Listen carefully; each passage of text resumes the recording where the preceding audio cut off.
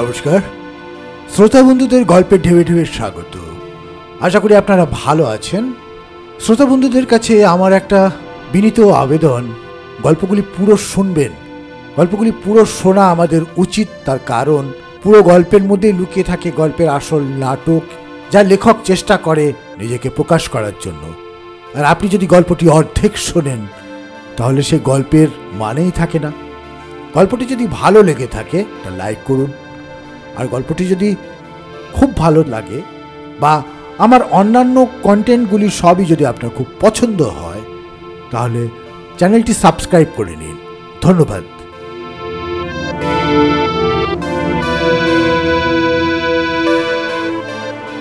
আজকের গল্প পড়ব জগদীশ গুপ্তের লেখা গল্প দিবসের শেষে।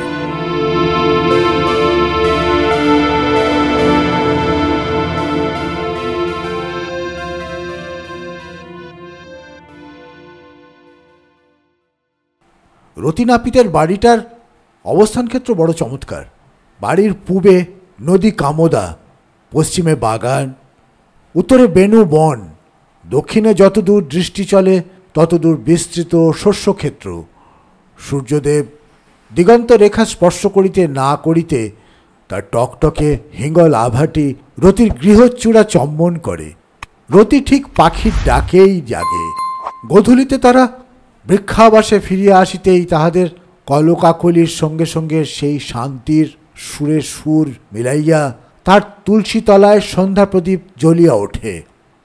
দক্ষিণের হাওয়ায় উত্তরের বাঁশ শিরশির করে, পশ্চিমে তার প্রতিধ্বনি জাগে।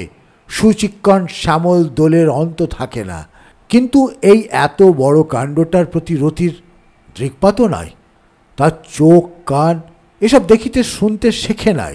সে যে চাকরান জমি ভোগ করে তাহাই তার একমাত্র ধ্যান। রতি বস্তুতান্ত্রিক।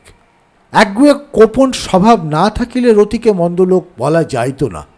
এবং রতির বাড়ির পশ্চিমে যে বাগান, তাহার মালিক যাদব দাস আম কাঁঠাল সম্বন্ধে তাহাকে যে সন্দেহের চক্ষে দেখে, তাহা যদি অমৃলোক জ্ঞানে বিশ্বাস না করা যায় তবে রতির নিষ্কলঙ্ক চরিত্র।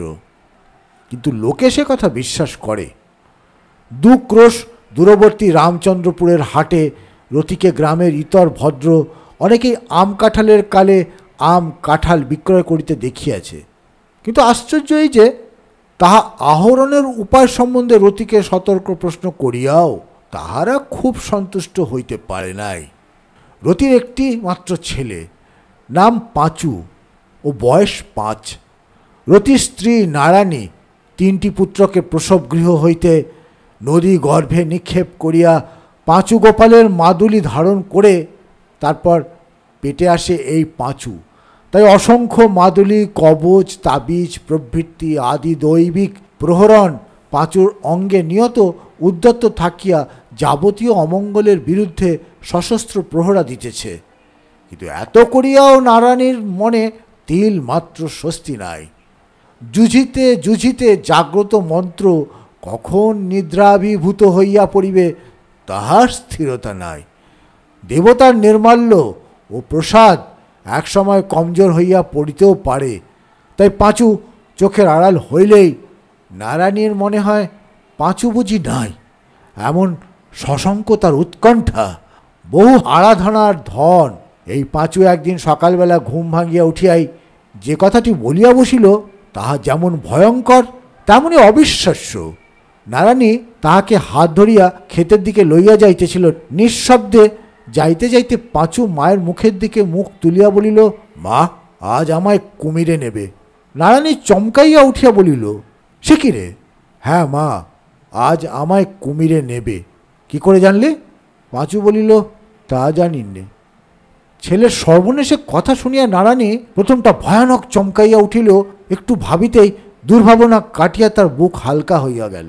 পাঁচু অশোকলগ্ন অনেক কথাই আজ পর্যন্ত বলিয়াছে।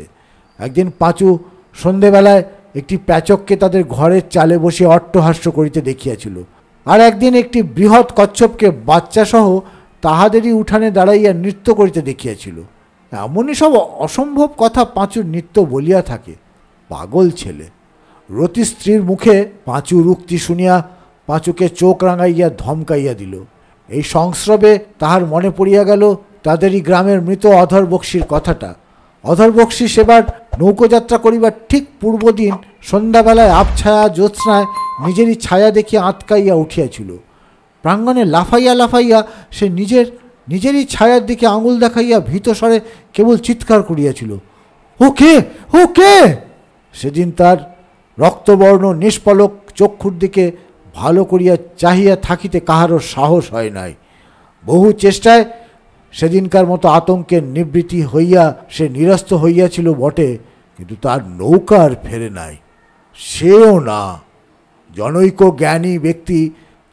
জ্ঞানী ব্যক্তি সেদিন রতিকে ডাকিয়া বলেছিল, রতি, রকম ভালো নয়, এটা মৃত্যুর লক্ষণ। এরকম মনের ভুল হয় পাগলের কিংবা যার মরণ ঘনিয়েছে। কথাটা বর্ণে বর্ণে সত্য হইয়াছিল।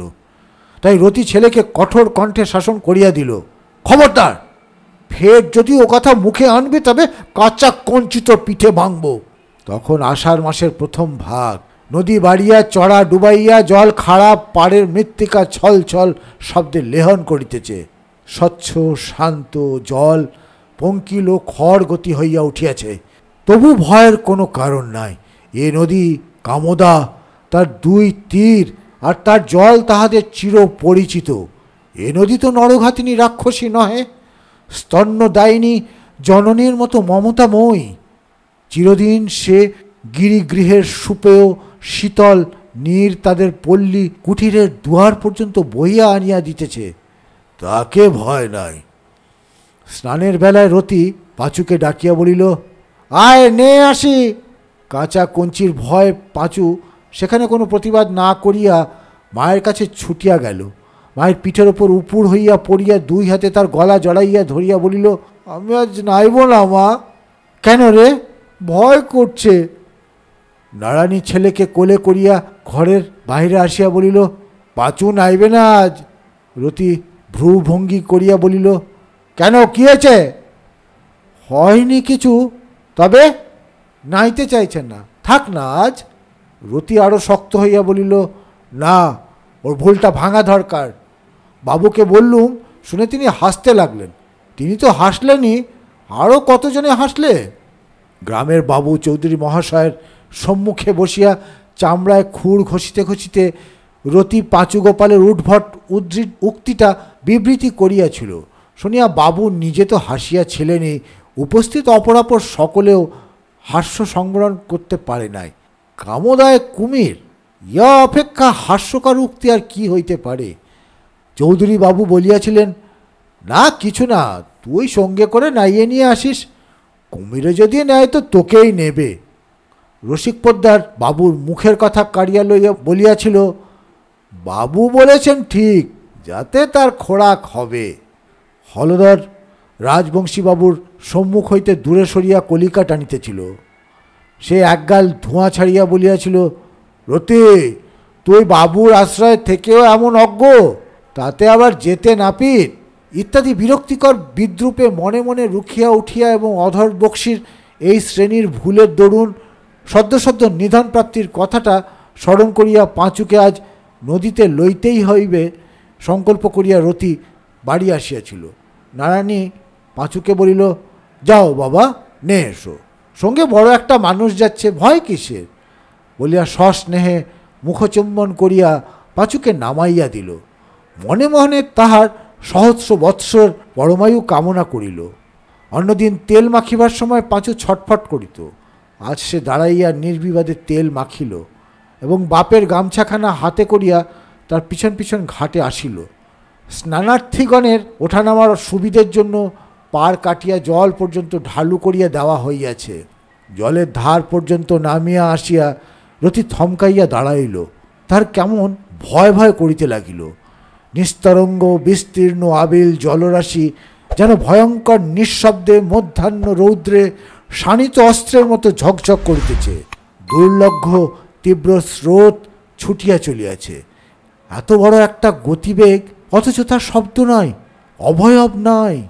ভালো করিয়া সে যেন চোখে পড়ে না, যেন গঙ্গাধরের সমস্ত দুঃশাসিত নির্মম শক্তি এই নিঃশব্দ গম্ভীর গতির অনির্দেশ বহিরাবয়ব ব্যাপিয়া স্তম্ভিত হইয়া আছে। এমন নিদারুণ নিষ্করুণ রূপ লইয়া এই প্রিয় নদীটি আর কোনোদিন তার চোখে পড়ে নাই। ইহার বাহিরটাই আজ এমন ভয়াবহ, না জানি ইহার দুর্নিরীক্ষ অতল গর্বে কত হিংসা দ্রষ্টা মেলিয়া ফিরিতেছে। রতি শিহরিয়া উঠিল। শঙ্কিত তীক্ষ্ণ দৃষ্টিতে সে সম্মুখে দক্ষিণে ও বামে বহুদূর পর্যন্ত চাহিয়া দেখিল, নদীর নিষ্কম্প বক্ষে একটি ভূতভূত কোথাও নাই। ঠিক সম্মুখে ওপারে বালুচর দুটি গ্রামের বন প্রান্তের মধ্য দিয়া বহিয়া বহুদূরে গিয়া দিক প্রান্তে মিশিয়াছে। সন্ধিস্থলটা ধূম্র ধূসর দীর্ঘ একটা রেখার মতো। প্রসারিত বালুকারাশির নগ্ন রিক্ত শুভ্রতাকে সবুজ বুটিতে সাজাইয়া দূর দূরান্তে স্থানে স্থানে তৃণস্তূপ জন্মিয়াছে। নদীর দুই তীর নির্জন নিঃশব্দ। রতি ভাবিতে লাগিল। পাঁচু হঠাৎ সভয়ে একটা চিৎকার করিয়া ছুটিয়া আসিয়া দুই হাতে রতিকে জড়াইয়া ধরিয়া বলিল, ওটা কি? পাঁচুর ভয়ের কারণটাও রতি দেখিয়াছিল। একটা জলচর কদাকার জানোয়ার হুস করিয়া ভাসিয়া উঠিয়াই ডিগবাজি খাইয়া তলাইয়া গিয়াছিল। পাঁচুর ভয় দেখিয়া রতি হাসিয়া বলিল, শুশুক মাছ তাড়া করেছে। পাঁচু জিজ্ঞাসা করিল, কেন বাবা? খাবে বলে। ওরা বড় রুই কাতলা মারিয়া খায় শুনিয়া পাঁচুর বিশ্বাস সীমা রহিল না। জলের ভেতর তো অন্ধকার, কেমন করিয়া খুঁজিয়া পায়? এই ক্ষুদ্র ঘটনায় এবং একটু হাসিতে পাইয়া রতির ভয় অভিভূত ভাবটা কাটিয়া গেল। তখন তাহার মনে পড়িল, কামোদায় কুমির ভাসিতে এ গ্রামের কেউ কখনো দেখে নাই, এমনকি সুদূরের জনশ্রুতি আসিয়াও এ গ্রামের কানে কখনো পৌঁছায় নাই। তবে ভয় কিসের? ছপ করিয়া পাছে গভীর জলে পড়িতে হয়, এই ভয় অতি সন্তর্পণে পা বাড়াইয়া রতি হাঁটু জলে নামিল। পাঁচুকে হাঁটুর কাছে টানিয়া লইল এবং এক হাতে তার ডানা ধরিয়া অন্য হাতে তার গা মাজিয়া দিল। দুই ডানা ধরিয়া তাহাতে ডুব দেওয়াইল। তারপর উপরে তুলিয়া গা মাথা মুছিয়া দিয়া পাঁচুকে বাড়ি পাঠাইয়া দিল। রতি আসিয়া হাসিতে হাসিতে বলিল, পাঁচু কই রে? রান্নাঘরের ভেতর হইতে ভারী গলায় পাঁচু বলিল, খাচ্ছি বাবা। কেমন, কুমিরে নেয়নি তো? মায়ের মুখের দিকে চাহিয়া পাঁচু হাসিতে হাসিতে বলিল, না। নারানী বলিল, ছেলের আমার এতক্ষণে হাসি ফুটেছে। সেই দিন বিকালে ঘুম ভাঙিয়া নারানী বারান্দায় আসিতেই তাহাকে দেখিয়া পাঁচুরই সমবয়সী অনেকগুলি ছেলে মেয়ে বিদ্যুৎ বেগে অদৃশ্য হইয়া গেল। তাহাদের এই অকস্মাৎ পলায়নের হেতু নির্ণয় করিতে আসিয়া সে ব্যাপারের ভগ্নাবশেষ নারানীর চোখে পড়িল। তাহার তুলনা বুঝি কোথাও নাই। নারানী গালে হাত দিয়ে একেবারে থ হইয়া গেল। হাঁকিল, পাঁচু! পাঁচুর সঙ্গীরা বোধহয় এক দৌড়ে বাড়ি যাইয়া উঠিয়াছিল, কিন্তু পাঁচু তাহাদের দেখা দেখি ছুটিতে আরম্ভ করিল বাড়ির সীমানার বাইরে যাইতে পারে নাই।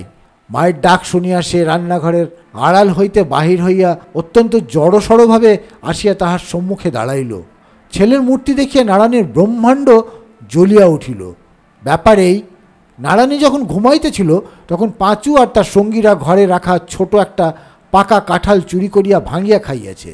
কিন্তু কাঁঠাল ভাঙিয়া খাইবার ঠিক পদ্ধতিটা জানা না থাকায় ছেলে কাঁঠালের গাঢ় রসে সর্বদেহ আপ্লুপ্ত করিয়া ফেলিয়াছে। তাহার উপর আনন্দের আবেগে উঠানের ধুলায় গড়াগড়ি দিয়াছে। কাজেই ছেলের মূর্তি দেখিয়া মায়ের ব্রহ্মাণ্ড জ্বলিয়া উঠিবারই কথা। অপরাধীগণের মধ্যে পাঁচুই একা ধরা পড়িয়া মায়ের রুষ্ট চক্ষুর সম্মুখে আসিয়া দাঁড়াইয়া কাঁদিয়া ফেলিল। পাঁচু মার খাইতে খাইতে বাঁচিয়া গেল।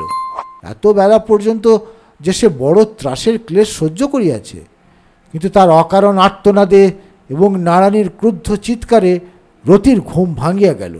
সে বাহিরে আসিয়া গা মোড়া দিয়া বলিল, যেমন ছেলের গলা তেমনই তার। হয়েছে কি?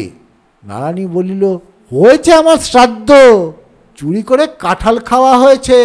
ছেলের বিদ্যে কত! বলিয়া সে এমনভাবে রতির দিকে চাহিল যেন চুরি করিয়া কাঁঠাল খাওয়াটা পুরুষ জাতির মধ্যে অত্যন্ত ব্যাপক। রতি ভ্রুভঙ্গি করিয়া বলিল, থামো, আর চেঁচিও না, আমি গিয়ে ধুয়ে আনছি, তাহলে তো হবে। বলিয়া সে উঠোনে নামিল। পাঁচুর হাতে খেলার একটা ঘট ছিল। সেটা হাতে করিয়া অপরাধী পাঁচু চোখের জল ফেলিতে ফেলিতে বাপের আগে আগে নদীর দিকে চলিল। রতি তাহাকে জলে ফেলিয়া বেশ করিয়া রগড়াইয়া ধুইয়া তুলিয়া আনিল। খানিকটা দূর উঠিয়া আসিয়া পাঁচু হঠাৎ থামিয়া বলিয়া উঠিল, বাবা, আমার ঘট। উভয়ে ফিরিয়া দেখিল জলের ধারেই ঘট পড়িয়া আছে। পাঁচু আকুল হইয়া বলিল, নিয়ে আসি বাবা। রতি বলিল, যা। পাঁচু হেট হইয়া ঘট তুলিয়া লইয়া ফিরিয়া দাঁড়াইয়াছে। এমন সময় তাহারই একান্ত সন্নিকটে দুটি সুবৃহৎ চক্ষু নিঃশব্দে জলের ওপর ভাসিয়া উঠিল। পর মুহূর্তেই সেই স্থানের জল আলোড়িত হইয়া উঠিল। লেজটা একেবারে চমক দিয়া বিদ্যুৎ বেগে ঘুরিয়া গেল এবং চক্ষের পলক না পড়িতেই পাঁচু জলে পড়িয়া অদৃশ্য হইয়া গেল। মুদ্রিত চক্ষু, আড়ষ্ট জিভ, ভয়ার্ত রতির স্তম্ভিত বিমূঢ় ভাবটা কাটিতে বেশি সময় লাগিল না। পরক্ষণে তাহার মুহুর্মুহুর তীব্র আর্তনাদে দেখিতে দেখিতে নদী তীর জনাকীর্ণ হইয়া উঠিল। যখন ওপারের কাছাকাছি পাঁচুকে পুনর্বার দেখা গেল, তখন সে কুম্ভীরের মুখে নিশ্চল। জনতা হায় হায় করিয়া উঠিল। পাঁচুর মৃত্যু পাণ্ডুর মুখের ওপর সূর্যের শেষ রশ্মি জ্বলিতে লাগিল। সূর্যকে ভক্ষ নিবেদন করিয়া লইয়া কুম্ভীর পুনরায় অদৃশ্য হইয়া গেল। কেবল পাঁচুর মা সে দৃশ্য দেখিল না, সে তখন মূর্ছিতা।